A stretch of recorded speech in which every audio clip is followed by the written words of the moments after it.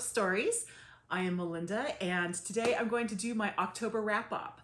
It's a little later than I would have hoped, but the beginning of November was really busy for us. So this is a new YouTube channel, and I'm trying to figure out the right schedule for things. Anyway, for October, I read 18 books, which number-wise is probably my best for the year. As for quality-wise, I had some ups, I had some downs, but I'll go through it. So my plan is to go through each of the books and give you just a really quick synopsis of what I thought and what I rated it. As far as ratings, I find them a little difficult sometimes to really kind of find a rating that best represents what I thought of the book. I do better when I think of like grades, like A, B, A+ through F. So my ratings and grades, they kind of work out like this, with a 5-star being one of the best books I've ever read, and then 4.5 being A+, down to an F. So I'll give you both the letter grade and the rating for each book that I read, and whether or not I would recommend it. So the first book I finished in October was True Biz by Sara Nović. I read this for my marginalized author book group. Sara Nović is a deaf writer, and so this book was about the deaf community. I ended up giving it a B or 3 stars because I kind of had to grade it on two different fronts. On one hand, there was everything that she talked about with the deaf community and the challenges that they have and the culture that they have, and that was all new to me. I loved reading about that, and I learned so much from this book. Just based on that alone, I would recommend this book to others. But as for the actual story of the book, it didn't work as well for me. For one thing, it seemed a little YA-ish, which is not really my preferred genre at the moment. And also, there were some storylines that just didn't work out the way I thought they would. There were some details in the stories that I didn't think in the storylines that I didn't think needed to be there.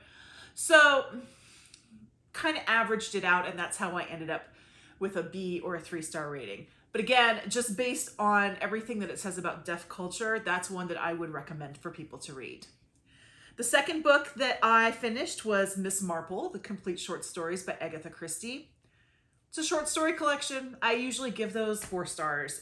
I find them really hard to kind of rate because there's numerous stories in them. I will say, before I read this one, I read The Complete Hercule Poirot short stories. And that like covered Agatha Christie almost her entire career. So you could really see how she grew as a writer. This one felt more like an intentional short story collection, and I enjoyed that too. They were delightful stories, and I would definitely recommend it to someone who likes mystery short stories. The next book I read was Seedfolks by Paul Fleischman. So this one, my son, who's in the 6th grade, he was reading with his class. His teacher had mentioned it in one of her newsletters that she sent home. So I decided I wanted to read it as well, just so I kind of knew what he was learning and if we could talk about it, things like that. I ended up really enjoying this one.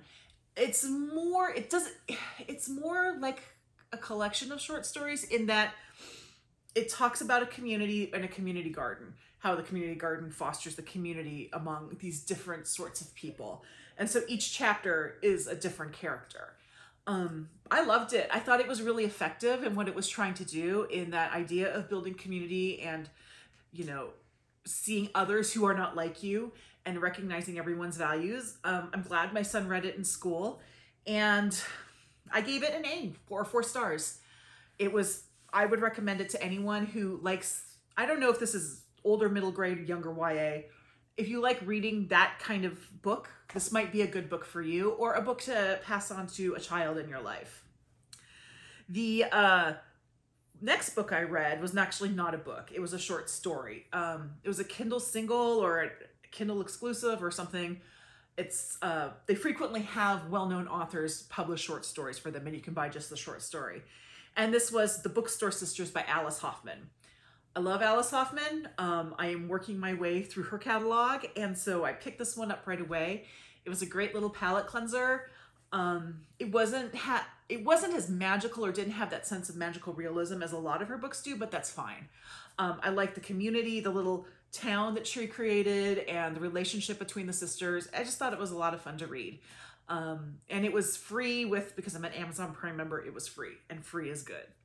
The next book I read was The House at Sea's End, which is the third book in the Ruth Galloway series by Elly Griffiths.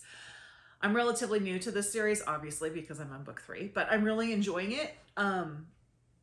Ruth is a great character. She is an archaeologist, so you get some history in with her mysteries too. It was fun. I think with that one, I ended up giving it a B+ or a 3.5, which is, with a series, I tend to sort of rate it as the series as a whole. And that's about where this fell. It was really good. It probably wasn't as meaty as some of the other mystery series that I read, but it was entertaining, and I'm continuing on with the series. And it's a series that I would recommend to other people who either want to move beyond cozies or are used to something darker and they want something a little bit lighter but not cozy. Ruth Galloway, the Ruth Galloway series by Elly Griffiths is a good choice. So after that, I read The Only Good Indians by Stephen Graham Jones. I'd had that book on my shelf for quite some time, and I decided to hold it until spooky season, and this was the year that I read it. So there were things I really liked about it. It was well written. It was a really unique story. It's just a great story. You won't see anything else like it. And it definitely was creepy. My issue with it, and this is a me issue, but my issue was that the violence was at a level that I'm not comfortable with. I think we all have our limits for certain things, and my violence limit's about here, and this was about here. So I probably won't read Stephen Graham Jones again in the future because of that, but I'm glad I read this one. I think that he is a very creative writer and a very good writer. It's just that maybe he's not the author for me. And I said I gave it 3 stars, or a B, mostly on the credit of the originality of the story and the writing. After that, I finished an audiobook called The Last Wild Horses by Maja Lunde. This book is actually the third. I don't know if it's the third in a trilogy or the third in a series. I don't know if there's any. This is the newest one, so I don't know if there's going to be a number 4. I have read books 2 and 3, and all the books stand alone. You can read just any one of them. At least that's my assumption. This book pretty much stood alone on its own against book 2, although there was a tie in it, but you could still read this book without having read book 2. So it's told through 3 different timelines. One is in the 19th century, one is in the 1990s, and one is in the somewhat near future, like 50 years or so from now, when the world's in a bit of a climate crisis. That's kind of how her last book was set up, except that only had 2 time periods. And I think that the 2 timelines works better than 3 timelines for me, because the 19th century timeline just didn't feel like it gelled with the overall narrative. And I was actually a little resentful when we cut away to it, because I would have rather stayed with the other 2. But that being said, Maja Lunde writes great climate fiction, and it's stuff that's pretty profound and will make you think. If that's your thing, which I know it isn't everybody's, because honestly it's a little depressing, but if that is your thing, I would look into Maja Lunde and read some of her books. They are written in Norwegian, so obviously these are translations. And then after that, I read Hacienda by Isabel Cañas. This was another book that I had saved specifically for spooky season. It is described as Rebecca meets Mexican Gothic, and I don't think you could have come up with a better description of this book. It is exactly what you think it is based on that. It met a lot of the needs that I had going into it. It was very Gothic. It had, horror elements. It was well written. It had some interesting characters. And I really enjoyed it. I will say it wasn't as scary as I thought it would be, but I enjoyed the writing enough to kind of keep it up in the A or the 4-star range. And I would gladly read something else by Isabel Cañas again in the future. My next book was Desolation Mountain by William Kent Krueger, and this is in the Cork O'Connor series. I believe it's book 16, but I'm not entirely sure. Chronologically, it's the second to most recent book. There was a prequel released right after this one, but it's a prequel, so it goes to the beginning. I love this series. This is a series that I will press to anybody. It's got a lot of action. It's very twisty. It's very propulsive. And I was really trying to read it in time so that I could read the newest one that came out right when it came out. I didn't quite meet that, but I will be talking about the newest one a little bit later in this video.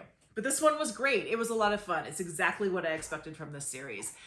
And I'm actually a little sad now that I have read the whole series. I don't have another one to look forward to. But I gave it a 4, which again is pretty much what I think of the whole series. I think I had 1 or 2 books in the series I gave a 3.5 to, and maybe 1 or 2 that I gave a 4.5, but it averages out to a 4, which is an A. So after that was A Mirror Mended by Alix E. Harrow. So this is only the second book I read by Alix E. Harrow. The first one was a Spindle Splintered, which is hard to say. And these are her fairy tale retellings. I really liked A Spindle Splintered. I thought it was a lot of fun to read and was interesting. And I kind of just on the basis of that decided to get the second one. The second one actually blew me away. I really enjoyed this one. It was the kind of story, it spoke to me more than the first one. The first one was a little YA-ish, and I think technically these are YA, but this one was more like, I could relate to it. I realized going into it's basically the same story as Doctor Strange and Multiverse of Madness, but without the lazy misogyny. So if you kind of liked Doctor Strange, or if you didn't like it because it was misogynistic, check out A Mirror Mended. This is it is sort of a Snow White retelling, but I loved it. I don't know if there's going to be any more in the series. The way this book ended, it kind of made me think that there won't be, although I'd really love there to be more. There's lots of other fairy tales that they could do. So fingers crossed on that one. So the next couple books are my sort of my disappointments for the month. The first one is The Lamplighters by Emma Stonex. And I read this one this time because I had heard a number of people say it was a good October read. The premise is that there were 3 men who were working on a lighthouse off the coast of England, off either Devon or Cornwall. And one night they all just disappeared, and no one knows what happened to them. So that's one timeline. The other timeline is, I think, 25 years later. It's their wives and partners that they left behind, trying to figure out what happened. I think the setup was really good, and the writing was beautiful. There was some really just lovely language in it, but the story just didn't go anywhere for me. I was like, I need something to happen, and it just sort of piddled around and didn't do anything, and I was just very unsatisfied by it. I ended up giving it a 2.5, which is a C+. Mostly the credit for that one goes to the style of writing. And the next one is actually I think is going to be a spicy opinion, because I know a lot of people really love this book, but it is Comfort Me with Apples by Catherynne and Valente. My issue with this, I think I have 2 issues with this. First of all, and I should know better, this book is incredibly hyped right now. Everybody is talking about it. I tend to have problems when I read books like that because I go in with expectations that are far too high. Maybe if I had read this a year from now, my experience would have been a little different. But this case, it did not live up to the expectations. Secondly, I think the success for this book really depends on the revelation. When you finally discover what's going on. I actually figured out what was going on within probably the first chapter. So for the rest of the book, which isn't very long, I didn't have that mounting feeling of anxiety or suspense of what's going to happen, because I already knew what was going to happen, because it was very clear to me the world that the story was told in. I mean, the only suspense I had was me hoping that I was wrong, and I was not. So I gave, again, 2.5, mostly for the writing. It just wasn't a book for me. I know so many people love it, and I'm glad. I'm glad that this is a book that you guys that if you really loved it, that it worked for you. But for me, it just wasn't a good fit. So after that, I had Halloween Party. I've recently done a video about Halloween Party by Agatha Christie, and the upcoming adaptation of it. I'm going to try and figure out how to put a card here for that video. So if there isn't a card here when I do the editing, I'll link it down below, or I might do both. But I gave it, that was another 2.5 C+ book for me. So fortunately, that was sort of the dip of my month. Then we get to Fox Creek, which is the latest book in the Cork O'Connor series by William Ken Krueger. And it was exactly what I wanted from this series. It was unique. It did a great blending of sort of Western, I guess, or, cop procedural crime fiction and Native American philosophy. We got to we actually got a viewpoint from a character that I have been wanting a viewpoint from. I won't say who it is because if you haven't read the series or you're early in the series, it would be a spoiler. It just was exactly what I wanted. And just like all of the other books in the series, it was incredibly propulsive and it just kept me going. And it was another 4-star book for me. As I said, pretty much that's that whole series is 4 stars and an A. And if you haven't read it, I would highly recommend it. Then I finished my audio reread of The Sentence by Louise Erdrich. This was for book club. I had read it earlier in the year because I was mad that my book club wasn't until October and I couldn't wait. So I got the audio and it's wonderful. This is a 5-star book for me. I will recommend it to anybody with the caveat that it deals with the COVID pandemic and the summer of unrest. So it's basically November 2nd, 2019 to November 2nd, 2020. All Souls Day to All Souls Day. And that was a pretty tumultuous time for pretty much everybody on the planet. And she doesn't shy away from that. I know some people have issues. They aren't ready to read about that. I didn't have a problem reading about the pandemic, but I was really affected reading about the summer of unrest. I think it's different for everybody, but I would take stock of where you are and what you're comfortable with. And if you feel comfortable with those, go ahead and read that now. If not, put it off for a year. But I highly recommend reading this book at some point. And then, the next book I have, I think I skipped a book. I just realized I skipped a book. Let me go back and talk about Alone in Wonderland. Alone in Wonderland by Christine Reed. This was a book I actually started a long time ago and then put aside because I had some other books I needed to get done and then I would pick this up. The plot of this it's a memoir. The plot is there's a young woman who is dealing with grief over the death of a parent and what she should do with her life, so she decides to go on a long backpacking trip. And that is also, I realize, the plot to Wild. That's not a coincidence. This book, Wild, is actually referenced many times in this book. I can tell that Christine Reed got her inspiration from Cheryl Strayed's book, but I don't think there's anything wrong with that. They are in a lot of ways very, very different. Christine Reed, this is her first memoir. Her writing, I will say Cheryl Strayed was an established writer. This is Christine Reed's first book. The writing is a little careful at times. So there's moments here or there where she kind of lets go, and I really enjoyed those moments. But it's pretty restrained, and I think that's just being a new writer thing. But if you like books about the outdoors or books about finding your way or things like that, this might be a good book for you. And if you didn't like Wild, and I have a lot of friends who did not like Wild, don't let that scare you off, because this is different enough in a lot of ways that it may work for you when Wild didn't. I gave it a B+, a 3.5. It was a good book, and I look forward to what Christine Reed writes next. So I think if there's one book that I read this month that I just kind of want to push into everybody's hands, because I think it needs a lot more love than it gets, is this next book, which is Point Roberts by Alexander Rigby. So Point Roberts is an actual place. It's a little peninsula off the bottom of Vancouver, or off British Columbia, that falls below the 49th parallel. So the border between the United States and Canada is the 49th parallel. So this little peninsula, which is connected to British Columbia and not connected to the United States, is actually part of the state of Washington. And Point Roberts is the community on that peninsula. That's reality. It's very isolated. It's an example that they give is they have an elementary school in the community, but they don't have a high school. So high school students have to take a bus out of the United States into Canada, go through, and then come back out of Canada back into the United States and attend high school in mainland Washington. I don't know how that worked during COVID, but there you go. So it's very isolated. Now, the story takes place here. And what has happened is in the 1990s, there were 3 years.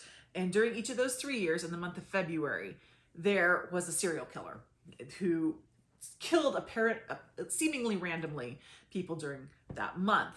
And the way they kind of stopped the serial killer is the mayor just shut the town down for the month of February. You couldn't go out of the town. You couldn't come into the town. You couldn't talk about what they call the 15, which are the people who were killed. And if you are found talking about them, because they have people who go around and kind of listen, you know, you can get arrested for any reason. So it's just real, like, totalitarian rule. So we're talking 20 some years later, the same guy is still mayor and he is still doing this. But there's 5 people in the town, 5 very different people in the town who want to get down, for their own reasons, figure out who this killer was. And then things start to look like the killer is back. The best way I can describe this is it feels like a Netflix show. It's quirky. It's got very colorful characters. You do have to suspend your disbelief now and then, but it's worth it. It's just a fun book. I was so entertained by this, and I want people to read it. It's a hard book to find. It was recommended to me by my TBR, the book recommendation service from Book Riot. It's not in my library. Kobo, it's not in the Kobo catalog. I was able to get it from Powell's, but I had to special order it from them. They don't keep it on their shelves. So I did check, and bookshop.org does carry it. It's from a very small press that's run by the author, so it might be considered independently published. But this book really deserves love. And if you're going to pick anything off this list to just kind of try out, consider this one. Go to bookshop.org, contact your local independent bookstore and have them order it, because it was so much fun. It wasn't high literature, but it was worth the time I spent reading it. And I would love to have other people try to give it a try too. And that is Point Roberts by Alexander Rigby. I gave it an A, or 4 stars. And finally, the last book that I finished in the month of October was The Death of Vivek Oji by Akwaeke. I read this for my book club, and just yesterday, well, I'm taping this on Sunday, so on Saturday, I had my book club discussion about it. And for the book club, I gave it like an A or 4 stars, but after our discussion, I think I'm going to change that to a 4.5. This is a beautiful, heartbreaking story about a family, and it's about love and relationships. It's not an easy book to read, but it is a book that's really, really worth it. I know Akwaeke has a very, Metzi, and I hope I'm pronouncing that name correctly, but they have a very interesting publishing history, not publishing history, a catalog. They write young adult, they write books like this. I think their newest book is a romance, and I really look forward to reading more by them. But this was, I know a lot of people love this book, and so if you haven't heard of it, and if you haven't read it, and you want something that's just really gonna kind of get you to your core, I would recommend The Death of Vivek Oji. So that was October for me. I will be back in November with everything. Well, I'll be back before November, but I'll do another wrap up in November. Because November is nonfiction November, and I'm reading some heavier books, I think the number of books that I'll read in November will probably be less, but we'll see. I am trying to clear off my calendar, so on November 29th, I can drop everything and read the new Louise Penny book. I'm very much looking forward to that. But we'll see. I will come back with my thoughts on everything I've read this month in early December. And I will talk to you soon in my next video. See you then. Bye-bye.